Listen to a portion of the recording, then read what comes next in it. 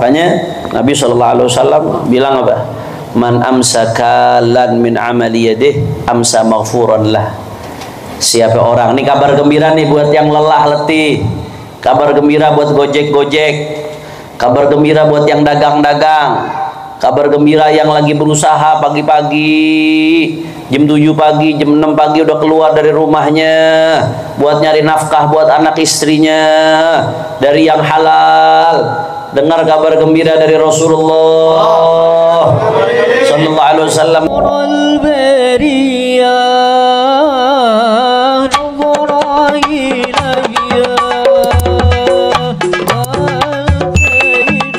Kata Imam Al-Alusi, maksudnya di sini bukan cuma makan doang, yang disebut makan. Tapi maksudnya maksudnya intafi'u kathiran ma yu'abbar an wujuhil intifa' bil akal li'annahu al-aham al-'am. Nah, maksudnya pokoknya apa yang bisa dimanfaatin dari bumi, manfaatin. Yang penting dengan cara yang halal. Kata Allah, kulu min rizki, makan dari rezeki yang ada di atas muka bumi. Ini kata ulama nih, wa fil ayat dalilun ala nadbi tasabbub wal kasab. Di ayat ini menjadi dalil bahwasanya sunnah hukumnya kita nyari rezeki sunnah. Tasabbub, nyari sebab untuk kita dapat rezeki itu sunnah. Dagang, bercocok tanam, kemudian ternak atau di laut, pokoknya nyari rezeki, nyari sebab rezeki itu hukumnya sunnah. Allah bilang wa kulu min famshu fi manakibiha wa kulu min rizqih.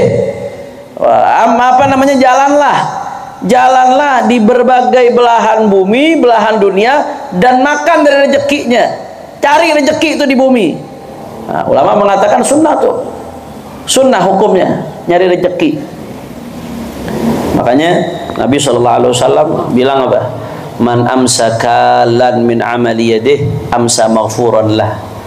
Siapa orang, ini kabar gembira nih buat yang lelah letih, kabar gembira buat gojek-gojek, kabar gembira buat yang dagang-dagang, kabar gembira yang lagi berusaha pagi-pagi, jam 7 pagi, jam 6 pagi udah keluar dari rumahnya buat nyari nafkah buat anak istrinya dari yang halal. Dengar kabar gembira dari Rasulullah sallallahu alaihi wasallam, man amsaka lan min amali yadihi amsa maghfuran lah.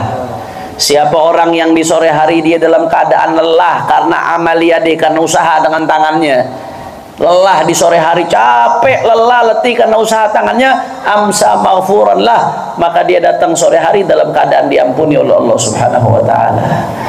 Allah, nikmat Islam, nikmat.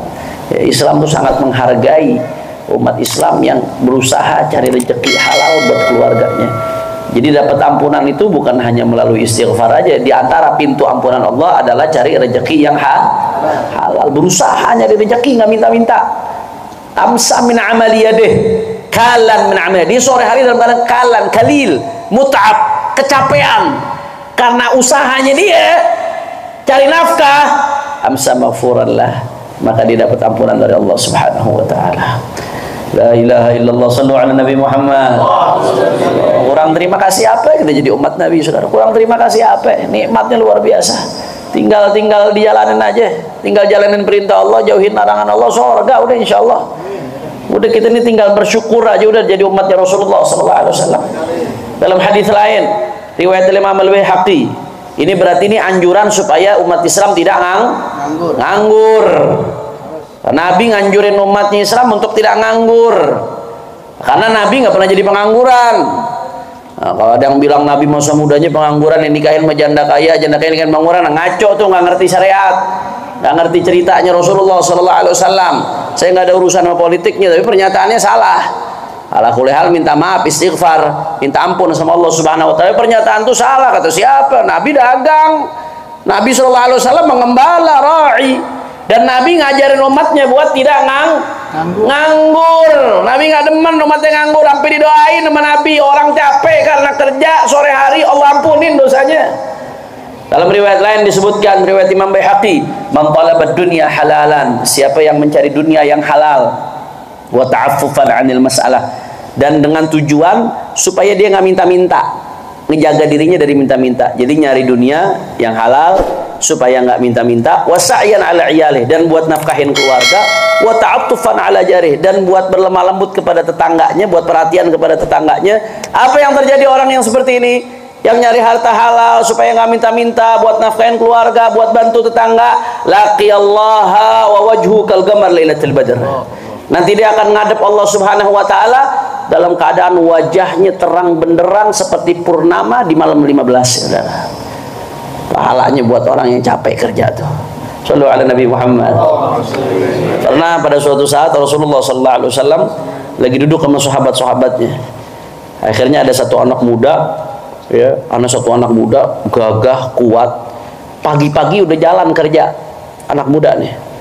Akhirnya ada sahabat yang komplain, "Wah, hadza law kan syababu wa jaladu fi sabilillah."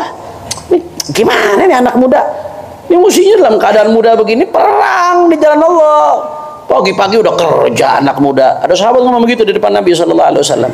"Wah, bagaimana nih yang begini nih? Masa kerja pagi-pagi bukannya perang? Anak muda begini mestinya perang, gagah, berani, kuat." Apa jawaban Nabi sallallahu alaihi wasallam? Nabi belain tuh anak muda yang kerja. Dibelain sama Nabi sallallahu alaihi wasallam. "La taqulu hadza." Kata Nabi, jangan bilang begitu. "Fa innahu kana yas'a 'ala nafsihi liyakuffaha 'anil mas'alah wa yughniha 'anil nas fa huwa fi sabilillah." Kata Nabi, jangan bilang begitu, kata Rasulullah. "Fa innahu in kana," karena sesungguhnya dia, yas'a 'ala nafsihi, kalau dia berusaha bekerja, liyakuffaha 'anil mas'alah, supaya mencegah dirinya supaya enggak minta-minta, wa yughniha 'anil nas, dan supaya dia nggak butuh sama orang lain. Orang yang kerja supaya nggak minta-minta dan supaya nggak butuh sama orang lain, fahuwa fi sabilillah, maka berarti dia sedang berjuang di jalan Allah Subhanahu wa taala. Shallu ala Nabi Muhammad. Kata Nabi, "Wa in kana yas'a 'ala bawain dha'ifain aw dhurriyyatin di'af liyughniyahum wa yakfiyahum fahuwa fi sabilillah." Kata Nabi, kalau dia kerja karena untuk nafkahin dua orang tuanya yang udah tua, udah sepuh, udah lemah, atau untuk membiayai anak-anaknya yang masih kecil, yang masih lemah, supaya mereka tercukupi, nggak minta-minta sama orang, fahuwa fi sabilillah, yang seperti itu juga sedang berjuang di jalan Allah Subhanahu wa taala.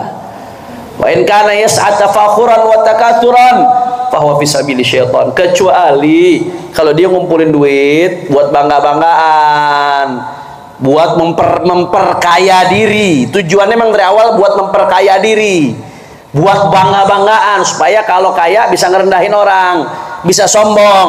Itu baru kata Nabi, fahuwa fi sabili syaitan. Orang yang seperti itu sedang berada di jalannya setan. Jadi Nabi marah sama Nabi sallallahu alaihi wasallam, ditegur, jangan rendahin orang yang lagi cari nafkah. Dia di jalan Allah. Kalau emang betul-betul cari nafkahnya buat mencukupkan diri, buat cukupkan keluarga, di jalan Allah.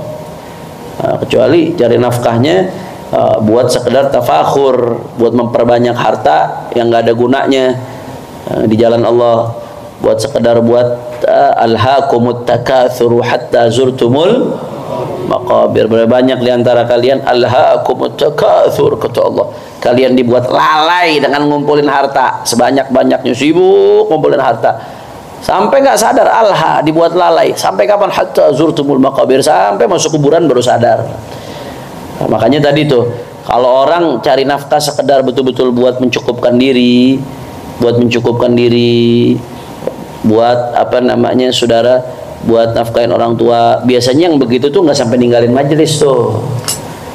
Saya ingat Habib Ahmad nasihatnya selalu bilang, doain, kalau ada murid mau kerja didoain. Nggak ana doain, ente kerjanya lancar, yang sekiranya tetap istiqomah majelis. Nah, karena majelis juga kewajiban, cari nafkah kewajiban, majelis kewajiban. Masa cuma gara-gara kerja majelis seminggu sekali kagak bisa? Main gaple masih bisa, nah, main FF Free Fire masih bisa, Mobile Legend masih bisa, ngongkrong nonton TV masih bisa, giliran majelis, wah nggak sempet beb, kerja beb, alapu beb, maaf ya beb ya, maaf beb ya. Habibnya nggak rugi, ustadznya nggak rugi, entenya yang rugi. Entenya yang rugi justru tuh dengan ente ketika kerja tapi tetap thalabul ilm, menuntut ilmu. Itu di dalam hadis disebutkan bahwasanya innallaha takaffala li talibil ilm birizqih. Allah tuh nanggung rezekinya thalibul ilm. Anda pernah jelaskan kalau nggak salah deh di sini. Allah tuh nanggung rezekinya orang yang menuntut ilmu. Loh bagaimana Beb? Kan di Al-Quran udah ditanggung, wa ma min dabatin fil ardi illa 'ala Allahi rizquha. Semua binatang melata yang di atas muka bumi itu Allah udah tanggung rezekinya. Kok bagaimana nih? Kata di dalam riwayat disebutkan orang menuntut ilmu rezekinya ditanggung. Kata Imam Haddad, ada takaffulun khas ba'da takaffulin 'am. Ini tanggungan yang khusus. Kalau itu tuh wa ma min dabatin fil ardi illa 'ala Allahi rizquha illa 'ala Allahi rizquha. Itu tanggungan umum semua makhluk. Tapi ada lagi tanggungan yang spesial dari Allah. Jaminan rezekinya ditanggung Allah. Siapa? Orang yang nuntut ilmu. Makanya pertahanin sampai mati kalau bisa status kita tetap dalam keadaan nuntut ilmu. Lagi majelis ilmu hiburan. Majelis ilmu itu hiburan hati. Pejabat-pejabat yang hartanya miliaran triliunan belum tentu bisa seneng gosidahan kayak ente. Maulaya, Maulaya, dengan senang, pikiran tenang, nggak ada pikiran. Biar kata garam udah mau habis, minyak udah mau habis, pas-pasan, senang. Yang orang duitnya miliaran triliunan belum tentu bisa begitu. Mau tidur aja mesti minum obat. Ente tidur nggak bisa dibangunin malah. Padahal duit pas-pasan. Itu ketenangan hati, ketenangan hati.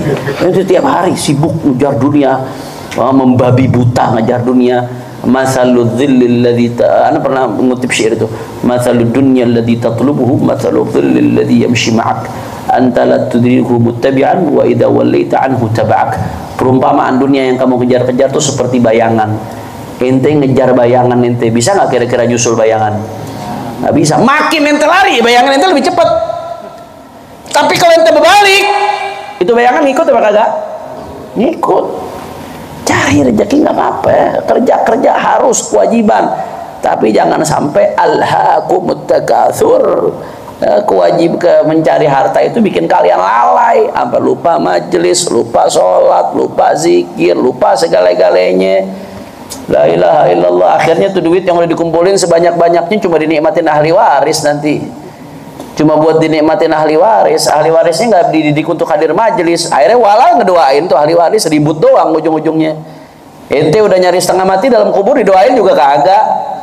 Tapi kalau dibiasain hadir majelis, ya istiqamah, anak juga dibiasain, enak di dunia enak, di akhirat juga enak, insya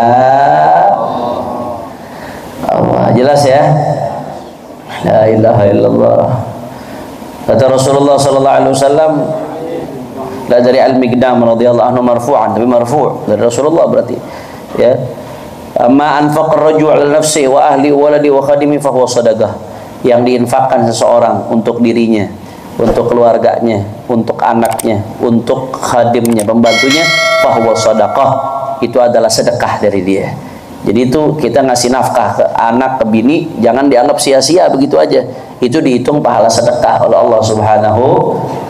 Nabi sallallahu alaihi wasallam ditanya, "Ya Rasulullah, ayyul kasbi atyab?"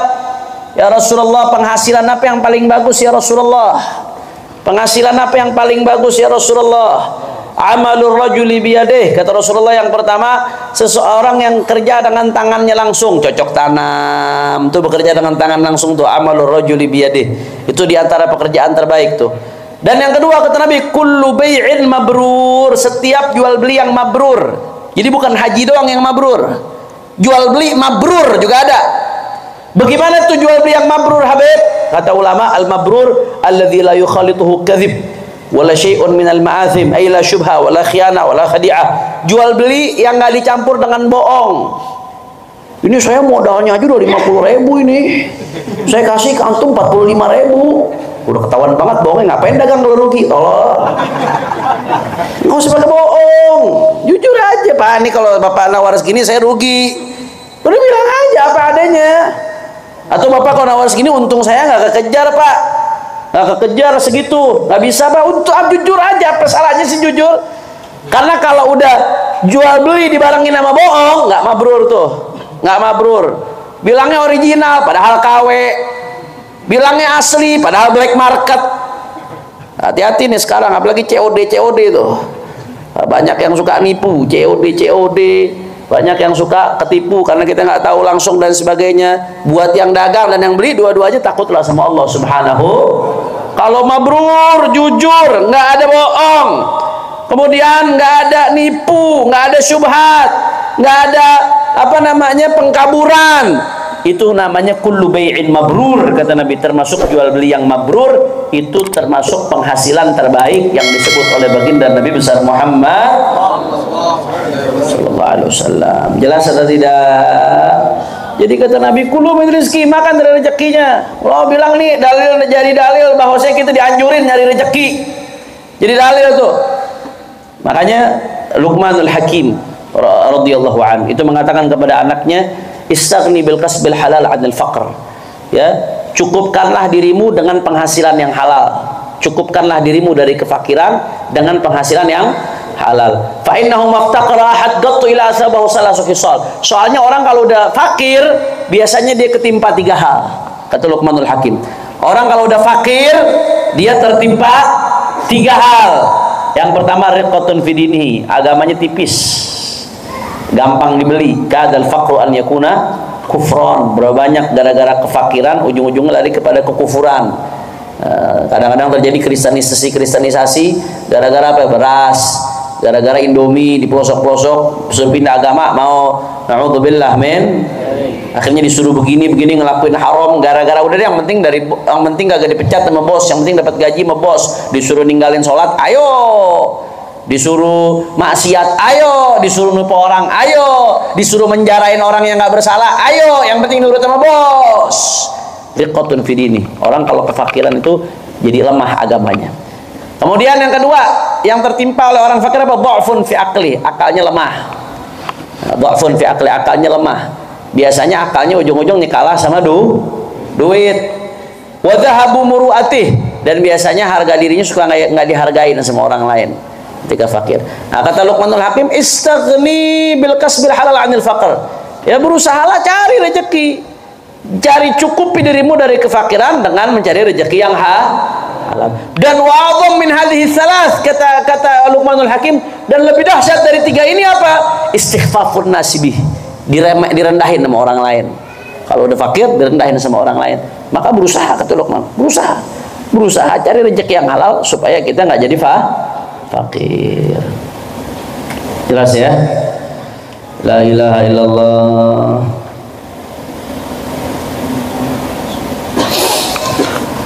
Allah. Sayyidina Imam Ahmad bin Hanbal radhiyallahu anhu ketika ditanya, "Ma taqulu fi man jalasa fi baitihi aw masjidihi wa qala la a'mal syai'an hatta ya'tini rizqi." Imam Ahmad bin Hanbal ditanya, "Bagaimana menurutmu tentang orang yang cuma duduk di rumahnya doang atau di masjid aja, terus dibilang, Pak, saya nggak mau kerja apa-apa sampai rezeki datang sendiri ke saya. Kalau udah rezeki nggak kemana?" Nah, alasan begitu dijadiin alasan buat malas, buat nggak kerja. Imam Ahmad bin Hanbal ditanya tuh, bagaimana wahai Imam Ahmad bin Hanbal kalau ada orang yang model begitu? Saya nggak mau kerja, pokoknya biarin rezeki yang datang dah, duduk aja di rumah, di masjid aja dah, di masjid nggak mau kerja. Apa kata Imam Ahmad bin Hanbal? Hadza rajulun lam yasma'il ilm. Ini orang begini kagak ngaji. Kata Imam Ahmad bin Hanbal, orang yang begini kagak ngaji. Wa kana ashabu Rasulillah yatajirun fil barri wal bahri wa ya'malun fi nakhilihim wal qudwa bihim. Sahabat-sahabat Nabi berdagang, ada yang di darat, ada yang lewat laut dagangnya. Mereka kerja, ada yang nanam korma, ada yang punya perkebunan. Wal qudwa bihim, kata Imam bin Hanbal, dan mereka adalah sebaik-baiknya contoh para sahabat-sahabatnya baginda Nabi besar Muhammad sallallahu alaihi wasallam. Jelas atau tidak? Beb, kan kita disuruh tawakal, Beb. Kan disuruh tawakal. Ya, ngapain kerja, Beb? Tawakal aja udah. Kalau dalil dia, lau tawakkaltum 'ala Allah haqqa tawakkulih la razaqakum kama razaqat tayr taghdu himasa wa taruhu bitana. Kata bawa hadis, kata Nabi SAW, kalau kalian betul-betul tawakal, maka Allah akan kasih kalian rezeki seperti burung. Burung nggak punya akal, nggak punya otak, keluar rumah dalam keadaan lapar, balik ke kandangnya udah kenyang burung. Nah, ya, burung dikasih rezeki sama Allah, nggak ada akal. Kalau kalian betul-betul tawakal, nggak usah khawatir, burung aja dapat rezeki, apalagi kalian. Ini benar, hadis ini benar, tapi ente udah sampai magom itu belum? Jangan-jangan ente sampai pada magom, ada namanya istilah makom kasab, ada makom tajrid. Kalau orang masih levelnya makom kasab, kemudian pengen tajrid nih udah, pokoknya nyerahin rezeki udah urusan Allah, saya fokus ibadah doang. Ada makom seperti itu. Tapi itu betul untuk orang-orang yang tawakalnya udah tinggi, yang nggak ngelihat matanya ke harta orang. Kalau ngomongnya tawakal, tapi begitu orang lewat, wah ngasih duit bakal gak nih ke gua nih. Nggak boleh lihat orang kaya dikit, pelit banget nih kagak ngasih ke gua. Matanya panjang, itu tawakal bohong namanya. Itu males, nggak mau kerja. Ada orang tajrid betul-betul cuma ibadah, udah ibadah, rezeki datang ke dia. Fokus untuk Allah Ta'ala, tapi hatinya benar-benar nggak ngarepin dunia. Tajrid tuh, itu pakai hadis tadi tuh. Tapi kalau yang masih matanya ngelihat ke sono, ke sini, ngelihat rezeki tetangga, panjang matanya, ngarepin ini, ngarepin itu, akhirnya setiap ada orang datang ngarepinnya dikasih duit, orang balik kagak ngasih, kecewa, dimaki-maki, pelit banget, medit, pantat kuning dan lain sebagainya. Itu namanya bukan tawakal, males kerja ente yang model begitu. Jelas atau tidak? Paham? Akhirnya ada sekelompok orang, ya, marra Umar radhiyallahu anhu biqaumin. Sayyidina Umar bin Khattab ngelewatin sekelompok orang, ya, biqaumin. Ya, sekelompok orang ditanya sama Sayyidina Umar, "Man antum?" Siapa kalian? Mereka jawab, "Al-mutawakkilun." Kami orang-orang yang tawakal. Orang-orang yang tawakal, nggak mau kerja, duduk aja udah. Apa kata Sayyidina Umar? "Bal antum al-mutawakkilun." Ente bukan orang-orang tawakal, ente orang yang pura-pura tawakal. Kata Sayyidina Umar, bukan tawakal ente duduk begini nggak mau kerja, diem aja nunggu rezeki datang, bukan tawakal, pura-pura tawakal. Kata Sayyidina Umar, innamal mutawakkil rajulun alqa-habba fi batnil ard wa tawakkal ala rabbih. Orang yang tawakal itu orang yang udah ngelempar bibit di bumi, kemudian diurusin, setelah itu diserahin ke Allah. Tumbuh nggak tumbuhnya diserahin ke Allah, itu baru tawakal. Usaha dulu apa kagak? Usaha dulu, setelah itu serahin kepada Allah. Allah keluar dari rumah pagi-pagi cari penumpang, habis itu dapat nggak dapat diserahin kepada Allah. Dagang, buka toko, urusan rame nggak rame serahin kepada Allah. Itu baru namanya tawakal, kata Sayyidina Umar bin Khattab. Jangan ente males-malesan pakai dalil tawakal. Jelas atau tidak? Kecuali kalau ada makom tajrid lain, ada makom-makom aulia salihin yang sampai pada makom tajrid, tapi hatinya benar-benar udah nggak ada dunia tuh, tapi Allah tumpahin dunia ke dia. Nah, kalau belum sampai ke level itu, nah, tawakalnya tetap harus dibarengi dengan ikhtiar. Makanya imam besar tuh di gosininya, usaha tanpa doa, sombong pada siapa? Allah. Doa tanpa usaha kosong dari berkah. Allah. Doa itu tawakal, usaha itu ikhtiar. Ikhtiar mesti dibarengin dengan tawakal, tawakal dibarengin dengan ikhtiar. Jelas? Paham? Nah, jadi itu konsep tawakal itu begitu. Lempar dulu bibit, urusan numbuh nggak numbuh itu baru tawakal diserahin ke Allah Ta'ala. Buka dulu toko, rame nggak rame baru tawakal serahin ke Allah Ta'ala. Bergerak dulu keluar dari rumah pagi, dapat nggak dapat objekan serahin ke Allah nanti. Share dulu tuh dagangan di status, urusan ada yang japri nggak japri itu tawakal namanya. Jelas apa kagak? Faham? Mudah-mudahan yang sedikit ini bermanfaat, dan mudah-mudahan insya Allah Allah jadikan kita termasuk hamba-hamba Allah yang tawakal.